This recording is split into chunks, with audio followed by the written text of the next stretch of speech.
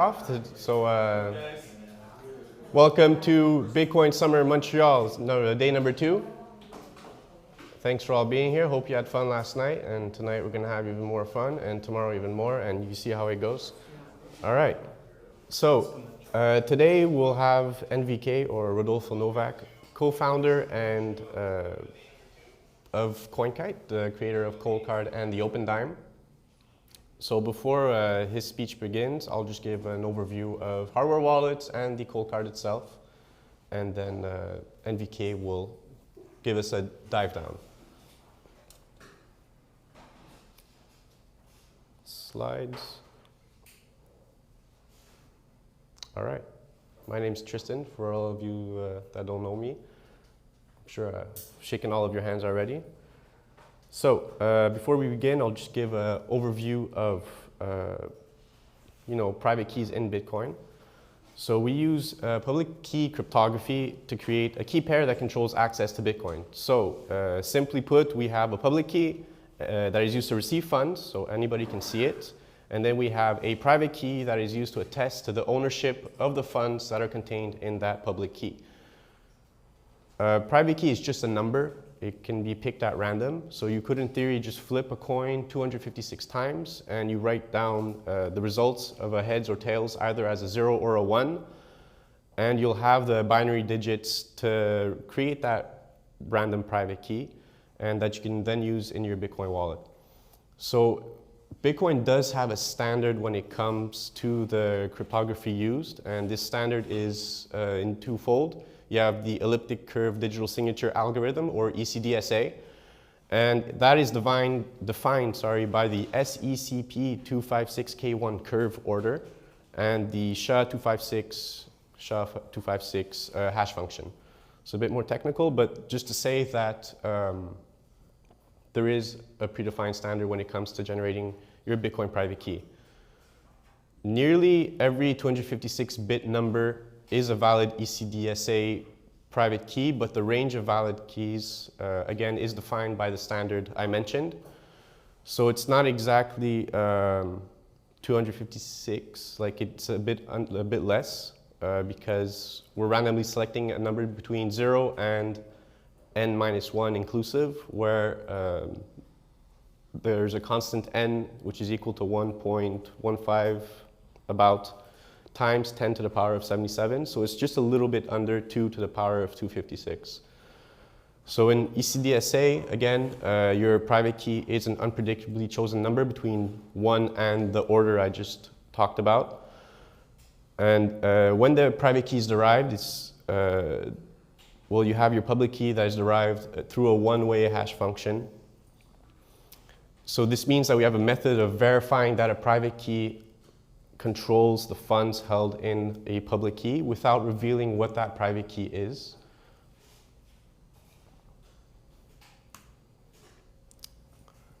So in the beginning, well, the first wallet was Bitcoin QT, created by Satoshi Nakamoto. I mean, very good wallet to begin with, because obviously you create this new monetary standard. How do people actually interact with it? So Bitcoin QT was born, and it was a type 0 non-deterministic wallet. This means that for every public address that is created, so you want to receive funds, you have a private key that is tied to it. So for every time you want to receive funds, either you're reusing the same address or you're generating new addresses, but you need to have a backup for every single address because each address is tied with a private key. And again, at the time, you could only send it to someone else's IP address if they're online, or to their Bitcoin address if they're offline.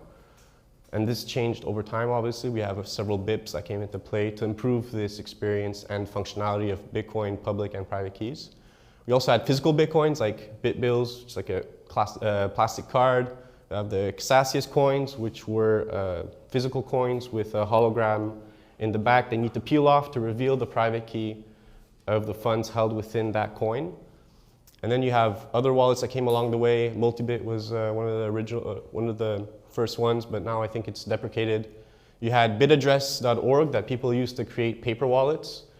So like you can be on the website and like you can shake your mouse around so you can add randomness to the key generation, and then you'll have your public key and a private key But then again, like you're printing it, it's not the most secure thing because, and you're also trusting bit address that they're not in some way spying on you.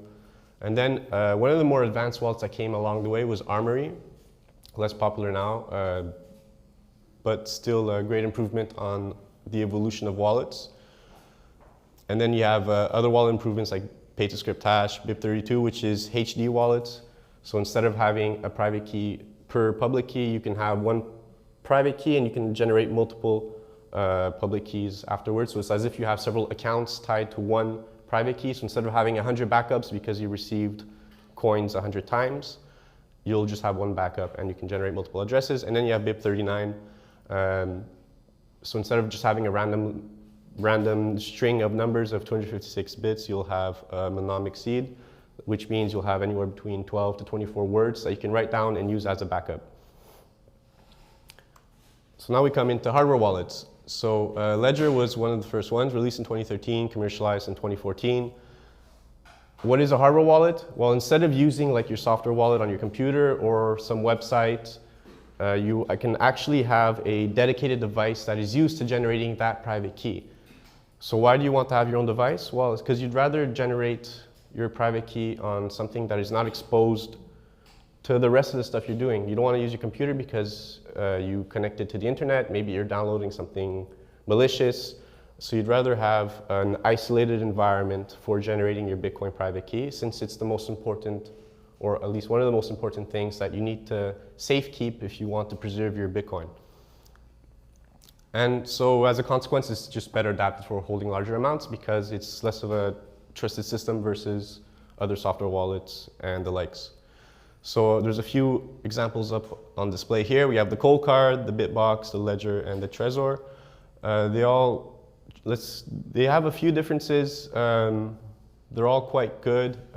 Trezor, I'd say it's entirely open source. You can verify everything from the firmware to the hardware. But the thing is whoever has access to about $100 worth of equipment can actually breach the device and extract your private key, since if I'm not mistaken, either there's no secure element or the secure element also is completely open source. So the way to mitigate that would be by adding a passphrase, which acts as an additional word to, like I said, you have 12 or 24 words. You can add an extra word that it can be any string of letters and numbers or numerical like symbols. Ledger, similar to the Coldcard, except that you need to connect to the Ledger Live service in order to start up your wallet. So essentially, Ledger Live gains access to some information such as your XPub and whatnot. So there is a privacy trade-off, but its usability is much more improved. But another trade-off would also be that, I mean, it's not just Bitcoin. You have thousands of other cryptos on it. So that does increase your surface of attack, since now as a team creating this hardware device, you need to maintain a substantial list of coins instead of just focusing on Bitcoin, which is why Bitbox, they also have a multi-coin account, but you can also get just a Bitcoin-only device. And of course, Coldcard, straight up Bitcoin-only, all of it's open source. You don't need to connect to any online service to activate your wallet. You can generate your wallet offline, so I'll go more into detail here. So like I said, open source. The private key is generated on the device, and you don't ever need to connect it to the internet or to a computer in order for it to work. We call this Airgap. So again, it's the private key is solely found in the secure element of the device. You have a BIP32 or BIP39 seed phrase, so it's 24 words that you need to note down. And again, those words are kept in the secure element of the device. The only way to unlock the device is through the PIN. If you lose your PIN or if you forget it, you have 13 attempts to actually unlock it. Afterwards, your device becomes a piece of plastic. There's no more use to it afterwards. So make sure you don't forget your PIN and you have a backup somewhere. And that's it. The contents of the secure element are encrypted on a one-time pad. Some other cool features of the device is you have caution lights and anti-phishing words. So there's a green light and a red light that are found on the device. And they will only be displayed at specific times. So when your device is on and running, you'll always have a green light that's ready to go. When you initially boot up the device, the light will be red, or when you're actually updating the firmware, the light will turn red again before turning green. So what does this serve? Well, if you look at the device too, like that's the board, but it comes in a clear case. So you can see by eye if there has been any manipulation of the circuitry, and that will also affect if the light will turn red or green, or if it will turn on at all. So it allows you to have a clear signs of something's wrong with your device. You shouldn't take any additional steps. You should take your backup and move it to a different wallet if you think it's been breached. And when you initially generate your wallet, you have to pick a PIN, and the PIN is split into two parts. You have a prefix and a suffix. Each can be between 2 and 6 numbers long. I recommend like a 4 and 4 combination since it's harder to brute force. And the first part of your PIN will generate 2 words from the BIP39 list. So it's a list of 1,048 words that are found in the generation of the key. Anyways, those 2 words will appear every time the first part of your PIN. And this is to help prevent, again, someone has swapped your Coldcard with another one that has malicious firmware in it. This will call it the evil mate attack. So you have, the Trojan horse. The evil mate has to do with the lights and someone manipulating the device. So you have someone in your entourage that is working against you. And then the Trojan horse attack would be someone that tries to, again, corrupt the device. And if you notice that the 2 words that normally you see, and that of course you should remember and note down, if you notice that the words are different, it means there's an obvious issue with your device. Someone is working against you. So again, move your funds. Be very careful. So the Coldcard is just a very cool device in general. You want to have a more advanced setup. You want to have additional features. You don't want to deal with other online services that can try and extract your information. The Coldcard is a device for you. It has a bunch of additional features that you can play with the PIN. So you can have a duress PIN. You can have a PIN that if someone shows up at your house with a wrench, well, you can enter a PIN and I put the wrong PIN and the device becomes useless. That we'll call it the brick me PIN. The duress PIN would be sort of like a backup. So someone again shows up at your house with a wrench or worse, and they say, give me your Bitcoin, I know that you have some, don't try and get away with it. So you can enter that duress PIN and it'll display like a secondary kind of account, and you can have just enough Bitcoin for the attacker to be satisfied, so long, of course, that your OPSEC is beforehand is good. You're not telling the world that, hey, I have like 10 Bitcoin. And then you can always recuperate your funds afterwards. There's also other features, like you can scramble the keypad. So when you're entering your PIN and there's someone looking over your shoulder, well, they'll see you push the button number 1, but in reality, it'll be a totally different number that's displayed on the device. And then there's also a bunch of ways you can back up your seed phrase, either encrypted on the micro SD card, but then you need to record 12 words. Or there's also, recently they came out with CDXOR. So you can actually split your seed phrase into 2 components of, I think, 12 words, or you can decide the number of words actually. But then that's it. It depends on really your situation, how comfortable you are with keeping these elements either in your home or in other locations. How much do you trust with other locations? So there's a lot to think about when setting up your device. But again, we're here to help you guys figure that out. And before I end, I just want to talk about the OpenDime. It's the first Bitcoin bearer instrument. What does this mean? Yeah, we actually have a bunch of OpenDimes, so just grab one. Well, we have at least one per person, so just grab one, pass it around. Yeah,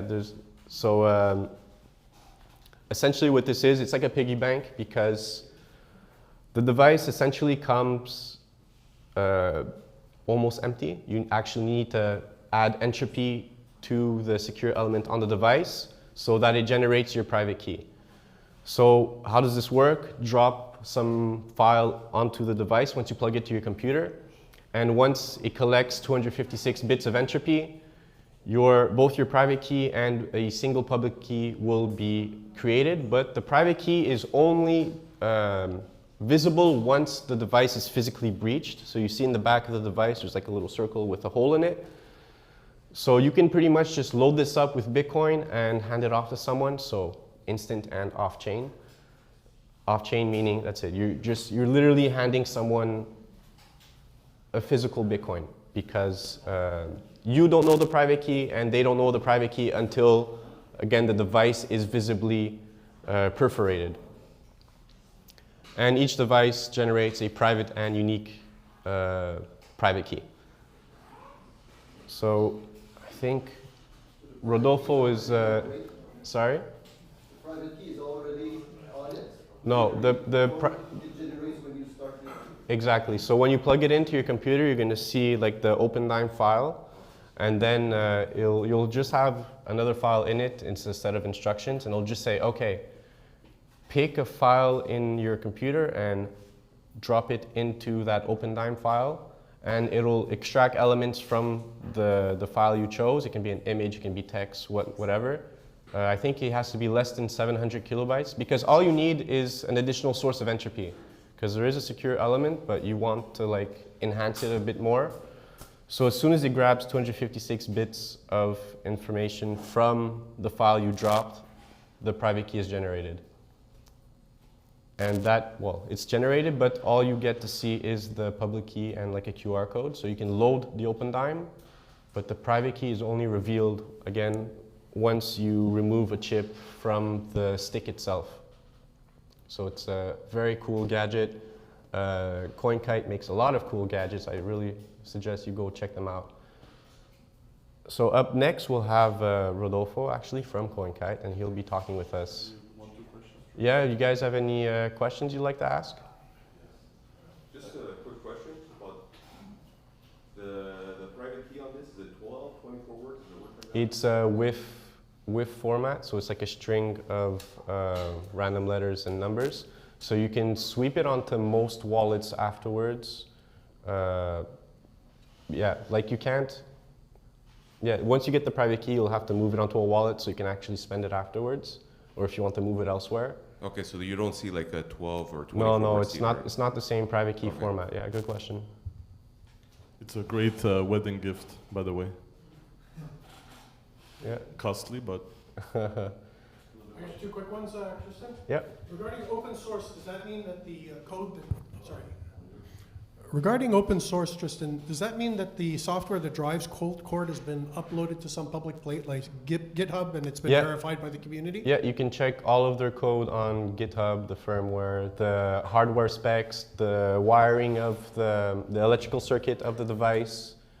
And you can even just buy all the components yourself from DigiKey, and you can build it yourself and you can compile the software yourself.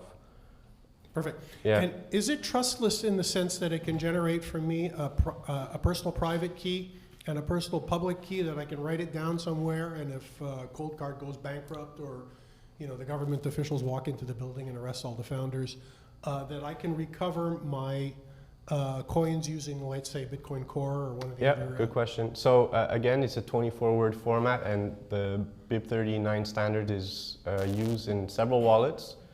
So if you do lose your device and you still have your backup, you can always sweep it into a different wallet so you can move your funds. You can also just generate a watch-only wallet.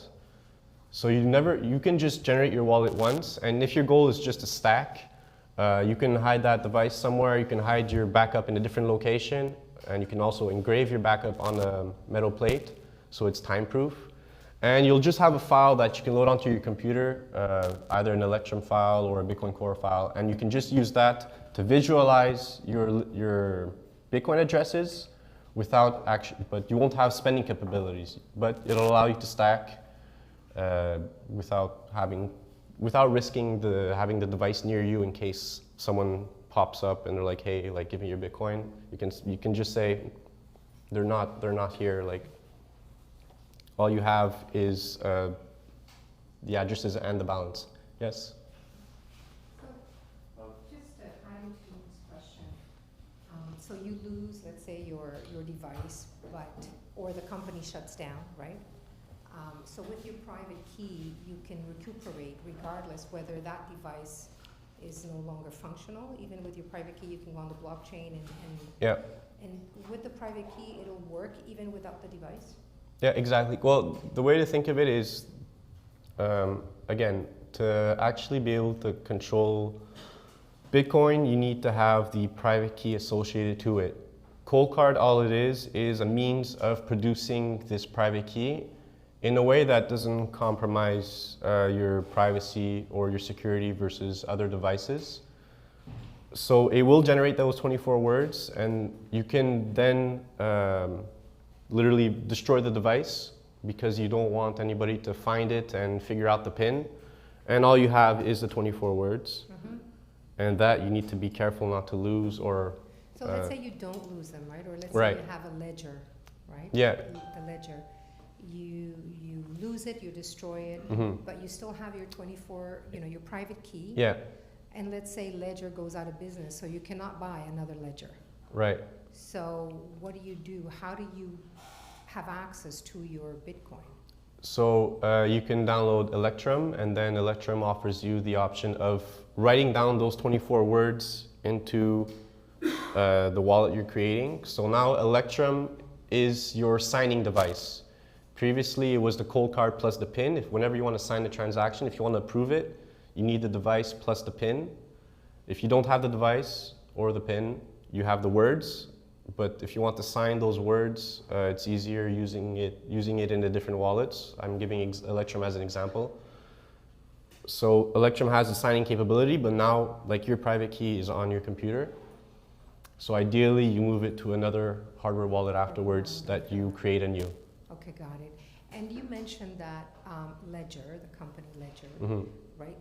It has its own software, Ledger Life, in order to manage your accounts with Right. Bitcoin.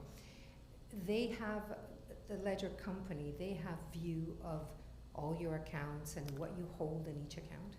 Because essentially, if you want, the way the Ledger device works is you'll update it, and then you'll need to download the Bitcoin app onto the device. So this means, well, also you're communicating with the Ledger servers because they're the ones running the node. So they're the ones that actually check if you receive transactions or not. And to do so, they need access to either your address or your master public key. Your master public key being from the source from which you derive all of your public addresses afterwards. Trezor is the same concept, except that they also allow you to, you have to download like a bridge to communicate with your computer. You can either download it from the website or from their app. They have their own app, but you can also do it from command line. It's a bit more complicated, but you're not exposing yourself as much. But then again, Trezor has other trade-offs. And can they tie your ID, like can they tie your ID to your accounts? Not necessarily. I mean, you do need to order it, and you need to provide a shipping address and a payment method. So if you give your home address, your real name, and a credit card, I mean, they have been hacked in the past, and a lot of their clients have been exposed to a certain extent. So again, you can pay in Bitcoin and give false information, but it's for the average user, it's a bit more complicated. Rodolfo is on the... Oh, Rodolfo's on the line? Yeah. We have time for more questions? Or? Yeah, sure. Just a quick question. Yeah. Is there a rating on how long hardware? I mean, if you keep it in good conditions, it lasts as long about as any other piece of hardware. So it can last easily for like a decade if you take care of it. You keep it in a dry place. I mean, it's pretty good. It's It's a good wedding gift. yeah, it's excellent wedding gift. How long does it hold on? You give them that, and you hope they're married for life. Because all right, we'll jump on to Rodolfo. Hi, Rodolfo. Hello. Thanks for joining us. Hey. Hey, my pleasure. You guys might be hearing my kid on the background. Oh yeah. And painters and people chopping down trees. Very nice. All right. So, what would you like to begin the Coldcard dive down? And you have some other features you'd like to talk about? How do you guys want to do this? I'm happy to simply answer questions or explain any of the products we make. Yeah. You just let me know how you guys wanna do this. Sure. Well, I've been talking a little bit about backups, and I know that you guys have launched CDXOR, so I find it incredibly cool. You can touch on that, anything else really that you think can help these people out in improving their Coldcard experience. Sure. So, all right. So we make Coldcard, right, which is essentially a open, verifiable hardware wallet that's just for Bitcoin. It's fairly physically secured. It has a bunch of sort of like advanced features as well for people to do their self-custody, right? Our goal is sort of like, I'd like to say that we'd like to confuse the bad guys enough so that you have a lot of plausible deniability, right? So with our devices, you have timers that you can set on the device so you're not able to sign it. You have timers on the device that will destroy the seed and also keep the bad guys busy. You have special pins for you to break the device if you type them. Our sort of mentality with that is very similar to how bank branch safes work. The idea is, can I buy time to make the attackers go away, right? Because it is impossible to prevent all attacks, right? And attackers are always on borrowed time, right? Because attackers, it's kind of like those scenes in the movie where they're looking at their watch, right? Just trying to get in and get out fast. So attackers don't want to incur extra crimes on if they do get caught. So they will normally avoid extra violence if they can, and they have to move as fast as possible. So what we try to do with our solutions is slow down the chain of events, right? So that the attacker is now at a disadvantage when it comes to physical coercion, right? And we find that doing that, the chances of people being able to simply walk away from the situation are very high. So that's sort of like just sort of like high level on how the Coldcard thinking works. And that's in regards to physical sort of coercion, right? Physical attacks. And then there is the part of digital attacks, where by the simple method of having the device not connected to a computer at all, ever, you already sort of prevent like the great majority of any attacks because there is no remote recoverability. So using the Coldcard fully air-gapped achieves that. And then you have the sort of like the supply chain attacks or evil maid attacks. And we have a lot of features that sort of prevent those as well, right? So we have security bags when we ship the devices to you, we ship directly. The devices have a lot of features that prevent those attacks as well. So there's epoxy over important parts of the device is clear for inspection. We have this system where we don't let you put your full PIN on the device unless you recognize a unique secret. So if somebody replaces the device with a device trying to steal your PIN, you will find out. I highly recommend sort of taking a peek at our website. We go through a lot of this features there. Mm-hmm. And then in this last year, we've been breaking our heads on how to enable people to create more secure backups, because the issue is, okay, great, we have this device that has reached a threshold of security that, like, we believe most people will be safe using. Now, how do we prevent people from getting coerced or physically threatened against their metal seeds, right? So that their actual physical backup of their seeds. And we couldn't find the right answer for a while because you either have to create a lot of complexity with complex cryptography, like Shamir's secret, or you're really out of luck in things that are human legible as well, or plausibly deniable. So what we did is we came up with this schema based on XOR. XOR is an existing mathematical operation with bits. So it's not really unique cryptography. It does not require a computer to be calculated, and it's not unique to us. So it's a standard spec. It's kind of like multiplication. Multiplication already exists. Let's use that. XORing is a type of computer multiplication.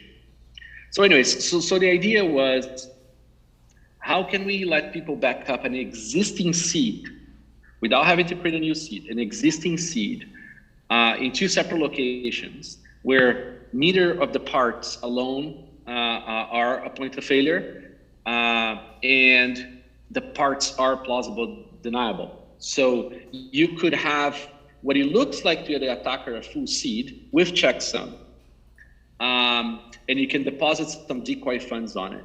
So now you go and you put one part A in your safe deposit box, you put part B in, say, a different bank or under your house or whatever.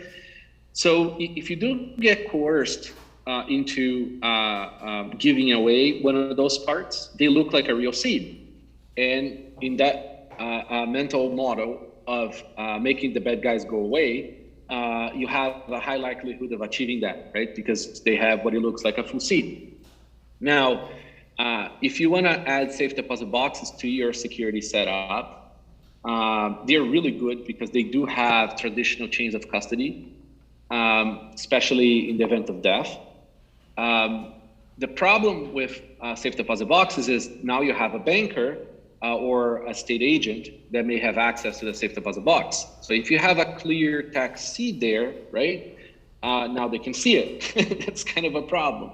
So what we achieve with the CDXOR is you can have only one part of the seeds in that safe deposit box, but it does look like a real seed. So if somebody captures that safe deposit box, they may try to spend that, so they will hint to you that it's been compromised.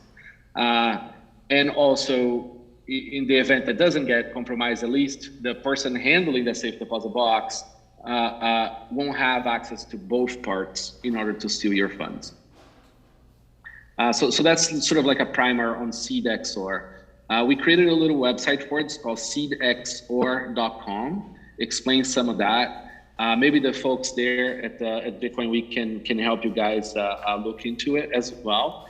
And they are compatible with BIP39. That's what's really cool as well. So you can use the traditional seed plate backup like plates, right? The ones we sell or competitors, doesn't matter, to mark those parts into it. It's very backwards compatible. So that's a primer on CDXOR. I don't know, what else do you guys want to talk about? I'm happy to sort of go over stuff. I would like to hear, hi Rodolfo, it's Maciek from Verify. I would like to hear about CK Bunker and how the project and what can you do with it and what's the timeline on this? Sure. Yeah, nice. So CK Bunker, it's on ckbunker.com. It was designed as a means to give Coldcard users a way of having a very expensive HSM. HSMs are hardware security modules. It's normally a secure server that companies use to automate security functions around signatures, right? So say, for example, your Coinbase, right? At Coinbase, they would have this, $100,000, $200,000 boxes that they have essentially hotkeys in them, but they're very secured. They're very specific use, and they'll have spending policies that cannot be changed, right? So if a hacker gets to them, they can't change the policy of, say, for example, you're only allowed to spend maximum 1 BTC per month, per period, or you can only sign it on Tuesdays, things like that. So you can essentially slow down the rate of damage if you do get compromised. So what we did is, instead of having people have to spend $100,000 in a very complex box, we created the logic around these HSMs in open source manner.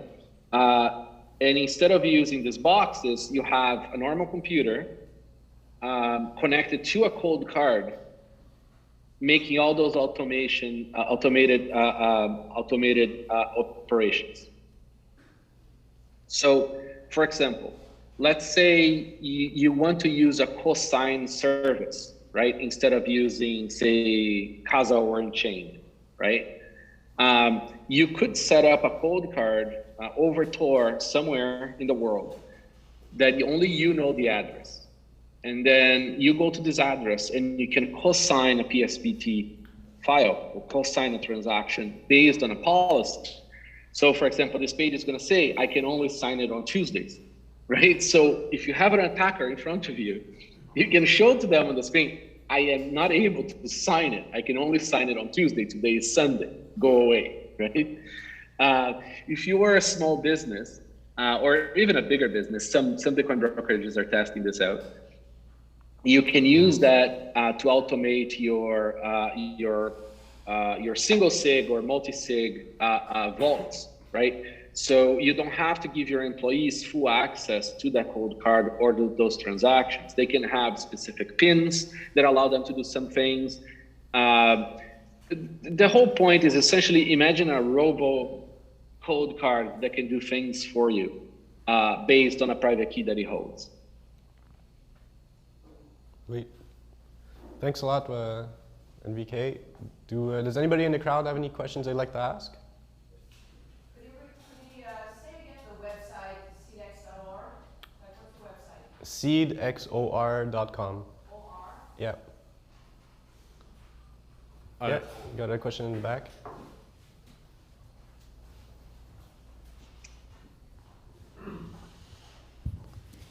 Hi, Rodolfo.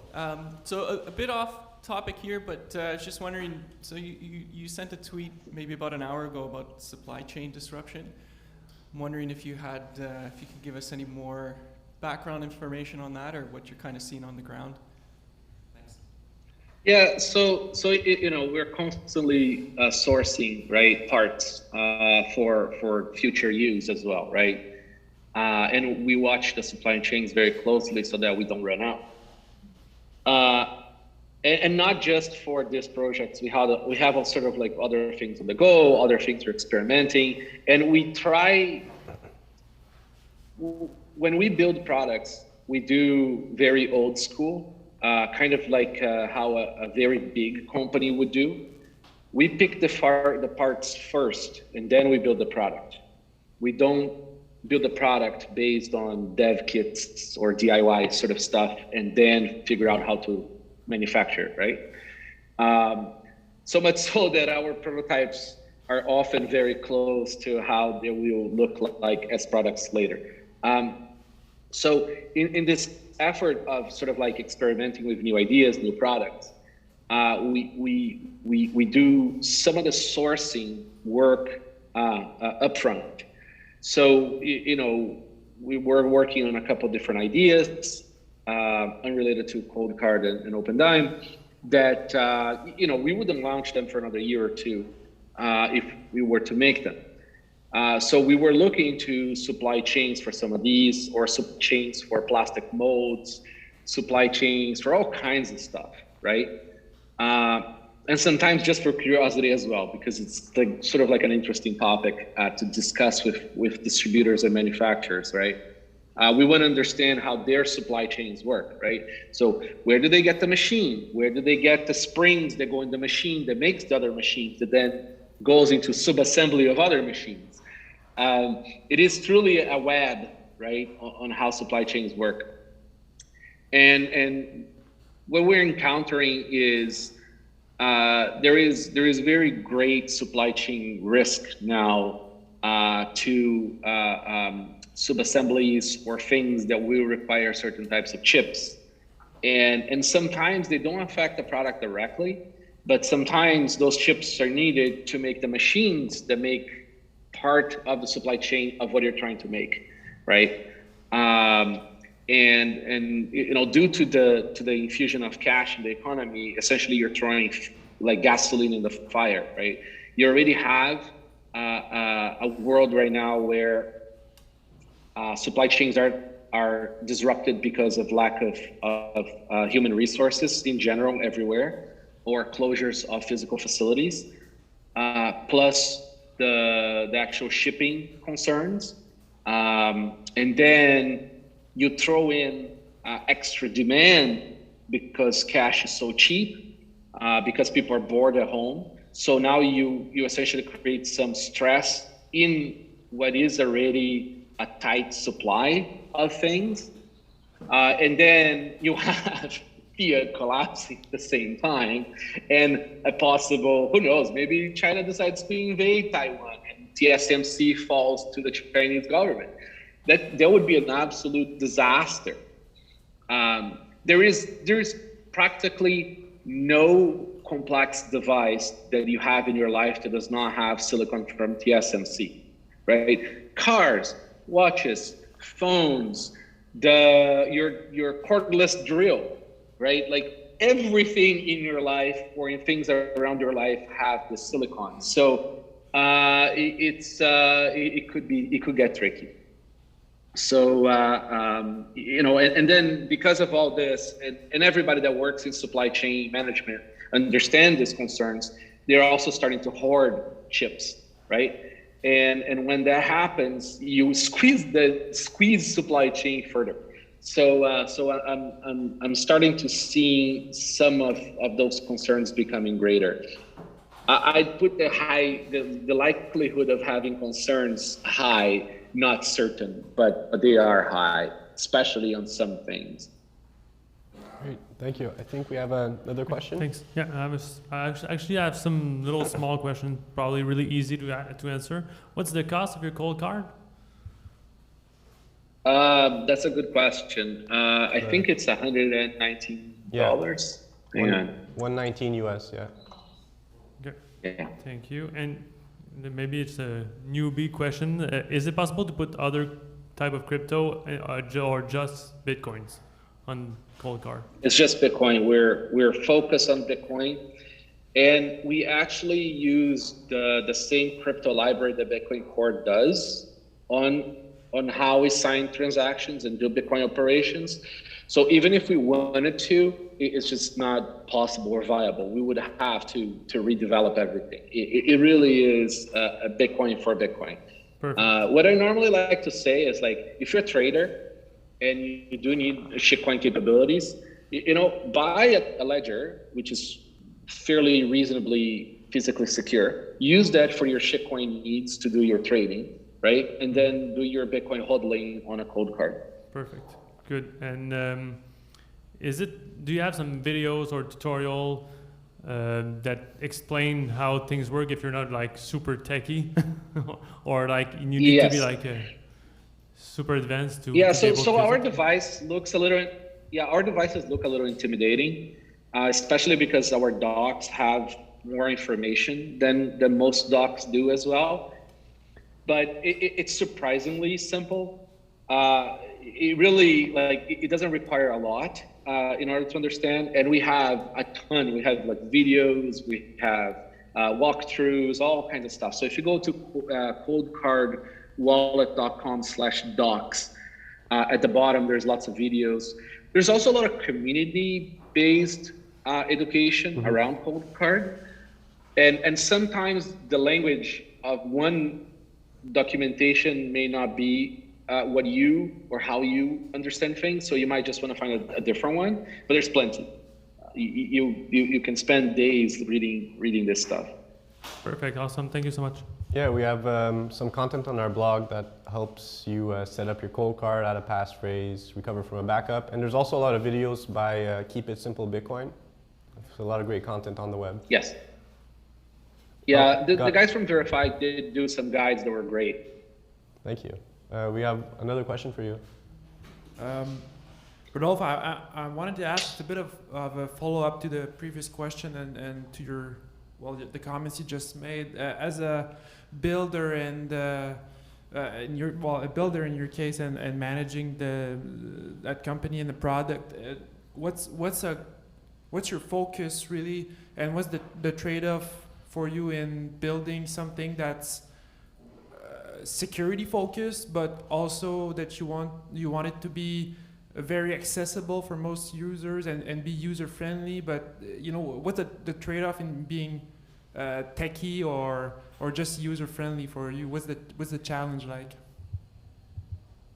Yeah, so the easier you make something by adding more abstractions, making like what people consider easy, the more you're deferring trust, you're outsourcing trust to whoever made that abstraction, right? So it's very tricky to make something that is fairly secure and trust minimized and make it that kind of I call it chew gum easy, right? So some of our competitors sort of choose that path. They will sell more units on that path. That's not a path that we rather have. We make a lot less compromises on those aspects, because ultimately we're building the product for ourselves. This is the hardware wallet that I wanted to have for myself, and I think what happens is kind of funny because everybody ends up at a cold card at some point. So a lot of people come either from the shitcoin track, and then they are on a Trezor or Ledger. They have certain types of sets of trade-offs. And then eventually they either get racked to the shitcoins, or they just understand that Bitcoin is a better store of value, and then they are on Bitcoin only. And then once they're on Bitcoin only, they end up a cold card. But they acquired a bit of knowledge using those other two to start. And then you have the people who sort of understood from the beginning that Bitcoin is better, and then they will seek to learn more about Bitcoin self-custody themselves, and then they end up at our product. It's kind of fascinating, sort of how we see the users coming in. We do try to improve usability, but there is limits to how much you can improve usability. Not having an app that you'd have to trust us, which we will never make, or say a bigger touch screen, for example, that comes with its own set of trade-offs as well, including price. So we're very mindful at trying to make the optimal device in terms of reasonable usability, extreme security, and reasonable price. Because security is also a moving target, right? And as our device gets more piñata in the market, right, and by attackers, we learn more things. And then a lot of things cannot be improved with just firmware updates, which we release often. They may require improvements in design and parts and how we do things. So we have this sort of almost a 2-year-ish release schedule of new hardware. That doesn't necessarily make the old hardware useless, which it doesn't. It's still our first version is still more secure than a Trezor. But we are not sort of we don't measure our devices' security or features based on competitors. It's mostly based on what we want to see exist, right? So that's sort of like the whole balance on how to create things and sell things for security. Nice. Oh, another question. Thank you. Hey, Rodolfo, I wanted to ask you, there's, what is it, the MK1 or the MK2 version now that doesn't support the most recent firmwares? And the MK3, like how future-proof is it compared to, like, I mean? Well, so the way you should look at this is that nothing is future-proof, especially for security, right? So we make best effort attempts at supporting all their hardware, but they hit limitations, right? So it's either memory limitations or security design limitations. And because we keep our devices fairly affordable, we believe it's in people's interest to replace their devices with a newer device as we improve the security and usability of the devices, instead of trying to save a buck or two with older hardware, right? So it's kind of similar to bicycle helmets or bicycle locks, right? If they've been in the weather for too long, eventually it's time to change, right?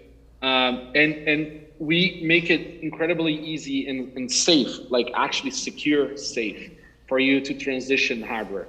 So we have very good ways for you to transfer the private key from an old Coldcard to a new Coldcard without exposing yourself. And that's the goal. I mean, for, you know, some people will prefer to sort of save a buck and not upgrade. We will do best efforts to try to maintain that person up to date, but there will be limits. And you know, if this is not a release schedule or a product type of mentality that works for you, then maybe Coldcard is not for you. All right, thank you.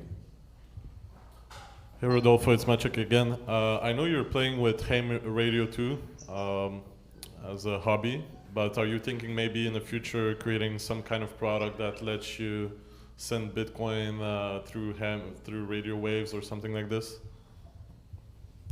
So, yeah, I mean, we've explored making radio solutions or radio devices before. It's a lot of fun. We are licensed to make radio devices for amateur radio. The problem is multiple problems, right? First, you cannot make a commercial product for ham radio to do commercial transactions, right? That goes against the legal spec of the amateur band spectrum. You can experiment in it. There's nothing wrong with that. But we can't just produce a device that does that. And then we could, though, make a commercial device that does transactions over LoRa or some other band that is commercially possible. The problem is you need to certify that hardware, then some countries are not going to allow it because it does Bitcoin over the air. It gets very tricky, and it's kind of unnecessary. You have to look at ham radio more like as like your capability of last resort, and that's how ham really works. It's like if you are in an emergency, you may save your ass. But it's not a good enough solution for daily active use. It's very slow. There's a lot of sort of constraints on how it's done. So I wouldn't use it for that. If you're trying to build mesh networks for Bitcoin, just use long range Wi-Fi, and you probably like solved 99% of the problems. Anybody else have any questions they'd like to ask? Yeah, got another one.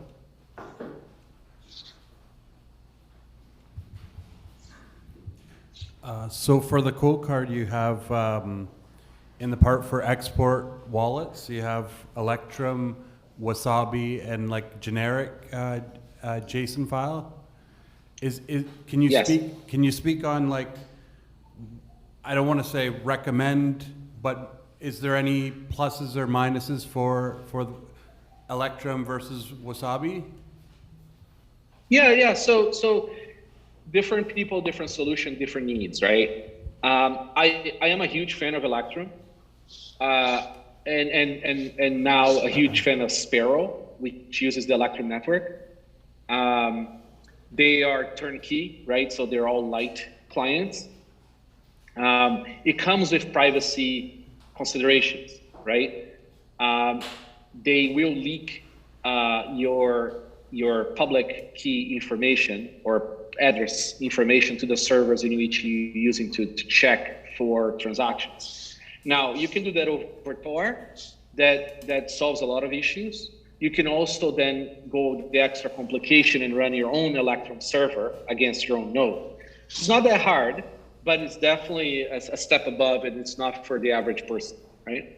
Now, Spectre and Wasabi, they connect directly to Bitcoin Core on your computer. They are really good at that, and you gain the privacy right away. It's self-validated. It's really good. I personally don't love their UX. So it really is a personal preference kind of thing. We support them all, and we also support output descriptors. So you can put that straight into Bitcoin Core and use Bitcoin Core directly with Coldcard if you want to. But Bitcoin Core is not a great wallet. It doesn't have most features that wallets have, and I don't know. I don't recommend Bitcoin Core as the actual wallet for people. I recommend it as just their node. Sweet. Oh, got another question for you. Thanks again, Rodolfo. Do you guys my pleasure. You guys have any interest in building your own node, or like some kind of wallet with a node integrated into it? Yeah. So we actually even prototyped quite a few times through the years. We looked into making a handheld device that has some chain state, right, as a light client kind of thing. There's no point because that's a phone. A phone is going to do a better job, and then the security trade-offs are kind of pointless there too. Might as well use a phone wallet for that. And then making our own node, it's kind of silly as well because we looked into doing it, but we absolutely hate Raspberry Pis here. It's terrible hardware. And it's very hard to find an economical solution to make a node that we would make for people, right? Not a node that exists in the market. So we can't find the economics to do that. But it's also unnecessary. People don't need to run nodes. When people talk about the ephemeral run your node, it doesn't mean having a node running 24 hours a day in a little box in your house. That's kind of useless. What you want to do is you want to have, say, a purposefully used laptop for Bitcoin only, right? So that's your Bitcoin machine. And then you have Bitcoin Core in there, and Bitcoin Core is your node. And then what we do is you sync that Bitcoin Core on your laptop often enough, right, that you have enough chain state for you to do transactions by yourself. So when people are talking about self-validation and using your own node, it really is having your Bitcoin Core synced for you to do transactions that you control, not running a node for the sake of running a node, if that makes any sense. Yeah, we'll be talking about nodes later on during the day, but we have time for one more question if anybody would like to say something. There's some question in the chat. Oh, okay, go ahead. So it's about CDXOR. So the question is, do you destroy the original seed after creating the CDXOR? I would not recommend doing that. I think having maybe a backup of that full seed somewhere incredibly hard to get, say cemented inside something, somewhere that you cannot get with less than a month of travel, Because remember, CDXOR is not threshold signatures, right? So CDXOR requires all the parts, period. If you lose a part, you cannot recover. So either have the original seed backed up somewhere, or have 2 backups of each part of the CDXOR. You really want to limit your failure rate there. And another question from from the live stream. When MK4? I don't have a date yet. We're still in development, right? So working on that.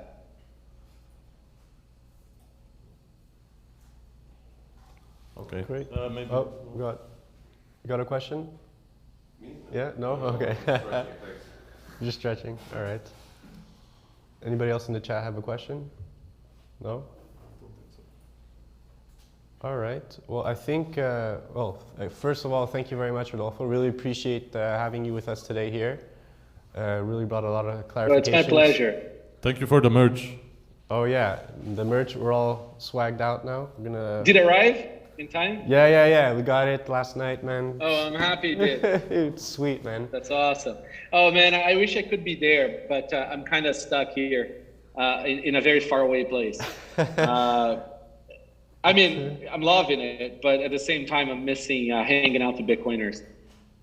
Oh yeah, and it's a great vibe being around with Bitcoiners. But yeah, hopefully we'll see each other again in some other faraway place in undisclosed locations where we'll be able to hang out amongst Bitcoiners. Again, thanks again, and hope you have a great day. And I think that's it for today. I can do a little demonstration with the OpenDime afterwards, but we won't be taking up any more time. Do you have any closing remarks you'd like to share with us? No, if you want to know more, talk to me. Just hit me up on Twitter. You guys can find our stuff on Coinkite.com, and don't be scared of trying more interesting Bitcoin solutions. You know, like easy doesn't mean it's good. Just put in the effort and do some learning and become a Bitcoin pro. Because if you understand the concepts, the likelihood of you getting robbed are much smaller. So work on that. Thanks for having me. This was a pleasure. Oh, thanks for being with us. Have a good one, Rodolfo. Take care. Take care. Bye-bye. Thank you.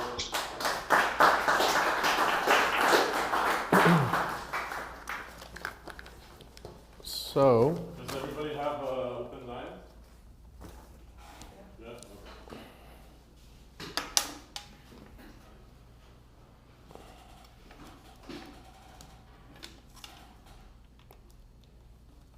So, give me a second before we start sharing my screen. I'll give a little demonstration. You can do it at the same time if you want. On your computer.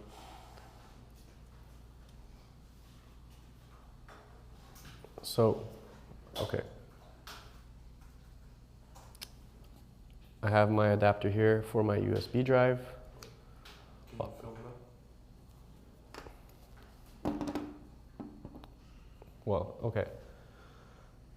So it's plugged in, you have your safety light that's on, everything's working normally. Now I'm just gonna open the folder on my computer.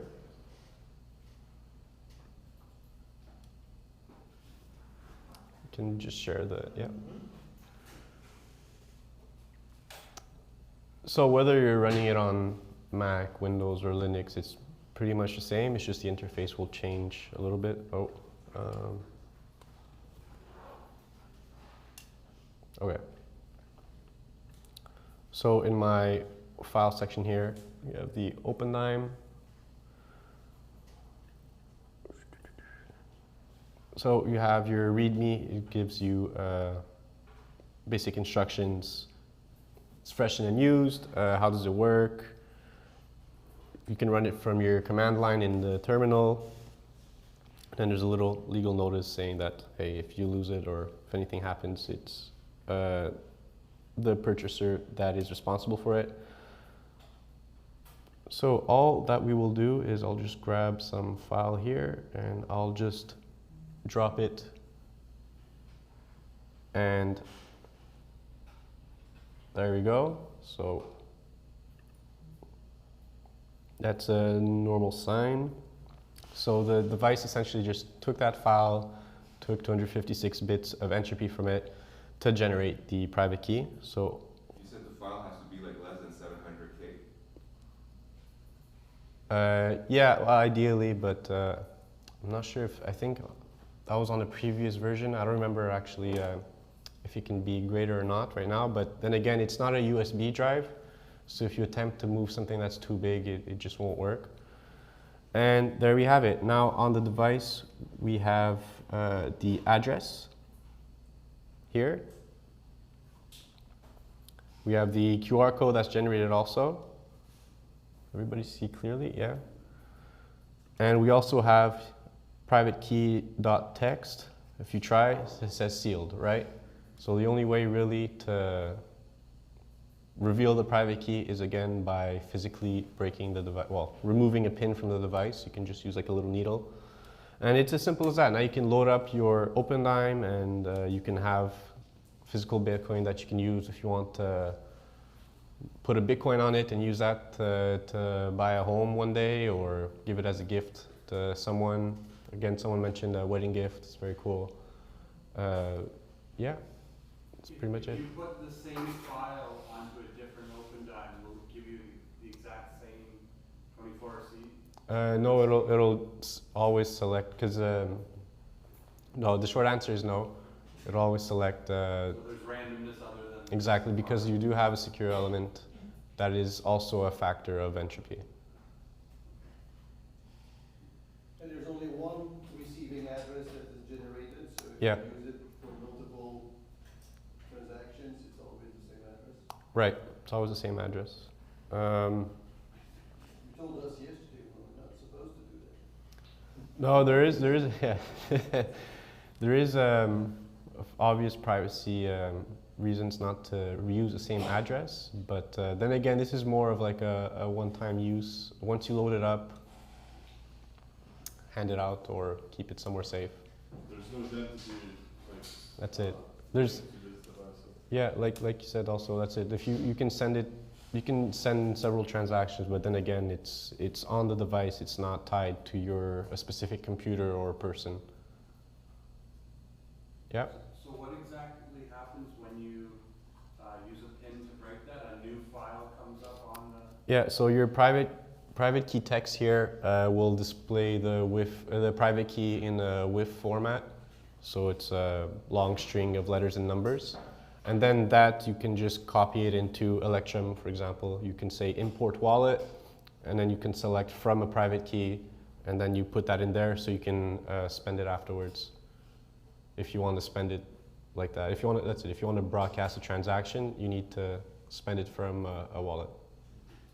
So is there any way a person would know that it hasn't been tampered and like how would a person feel secure if you gave it as a gift? Okay, so two ways. You can actually look at since there's only one address to look at, you can see if there have been any like outgoing transactions. And the other way is, I mean, you really need to remove a chip from the device. So there will be physical tampering that's noticeable because you're breaking through the plastic and then you're removing a chip. And anyways, if you plug it in and it has been tampered with, I mean, you'll see the private key, so you'll say, hey, like, why am I going to accept this if the private key is visible? That means whoever gave it to you has also the capability of seeing that private key. So there's no way, once the private key is on there, of like copying it off and then. No, this is because once you generate your wallet on the device, it's read-only. So you can't modify the contents moving on. Excellent, thank you. Welcome. Any other questions? So the file, you just drag it like into the root folder, that's all you did? That's all I did. Okay, and it's the same on Linux, because I just dragged it into the root folder, and I didn't see like, where does the QR code appear after? In the same OpenDime file. You need to unmount and remount, I think. I have to do this. Oh, you have to do that also? Yeah, it's a little different on Linux. Okay. See, yeah, because it did, for me, I just had an error message appear, right? So it kind of unmounted, remounted.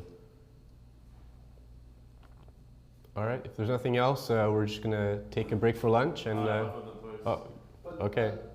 Unlike other things, like if you lose that, you do not have a seed of 24 No. words. No. You lose it, you lose everything. Yeah, it's physical Bitcoin, essentially. I just have a fun fact, like the last OpenDime I gave for a wedding, it's now worth $1,000. So don't give out too much. You know? All right, thank you, everybody. Oh, yeah, one more question? Is there any way to copy one app to OpenDime the same? No way to doing this? To have two of the same? Yeah, two with the same address, same version. Not that I don't think so, but what would be the use case? A backup. Oh, a backup of your OpenDime? Yeah. Good question. I'm not too sure. I'll have to check it out, but not that I don't think so. So Yeah. what would happen if you use the same file on two different OpenDimes? Will it generate the same address, the same private key? No, that's it. Since it won't, if I use the same file, it won't take necessarily the same bits from the first file. It'll always select a new round of bits. Like there's entropy in the entropy selection.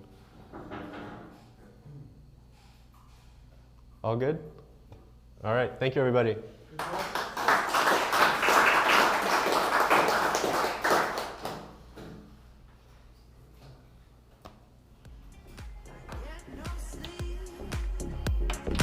So we'll be back. We have a break until 1. We're gonna go get the lunch. We'll be back here. Well, yeah, we'll be back here with lunch, and we'll reconvene at 1 o'clock.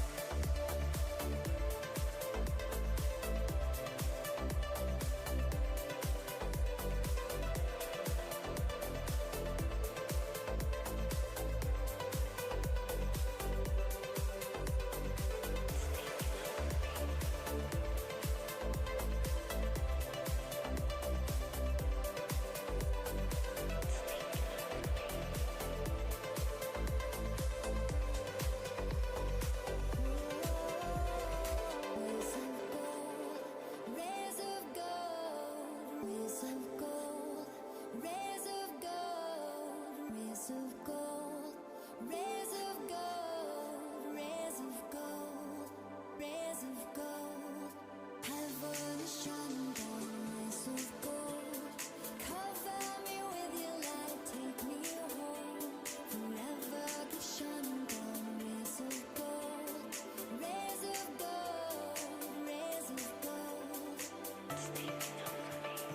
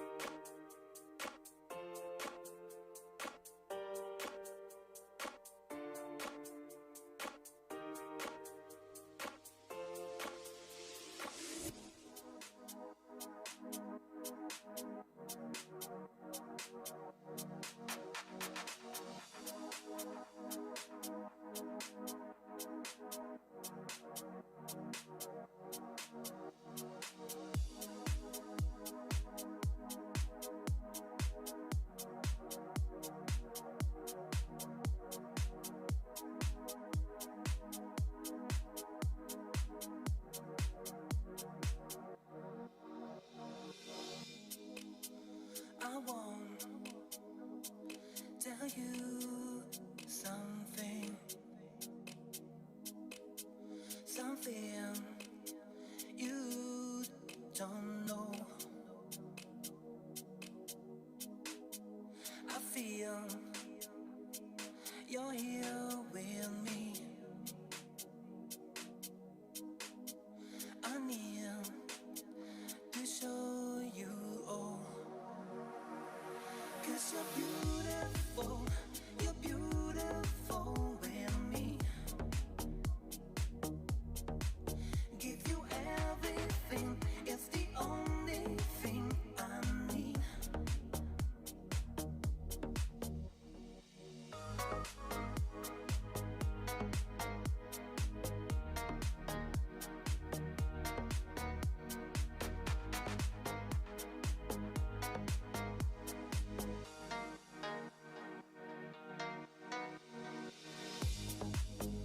I won't tell you something,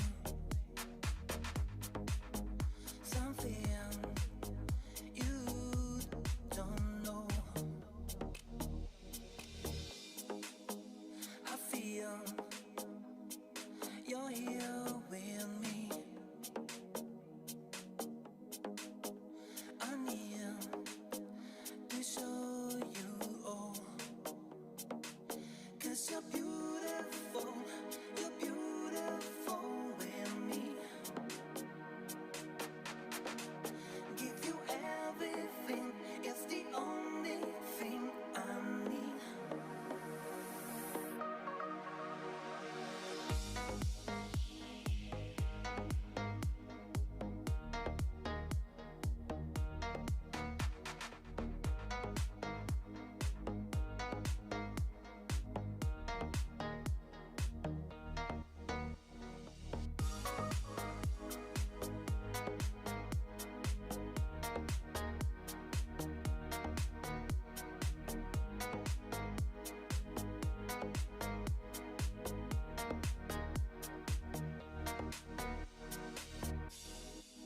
Cause you're beautiful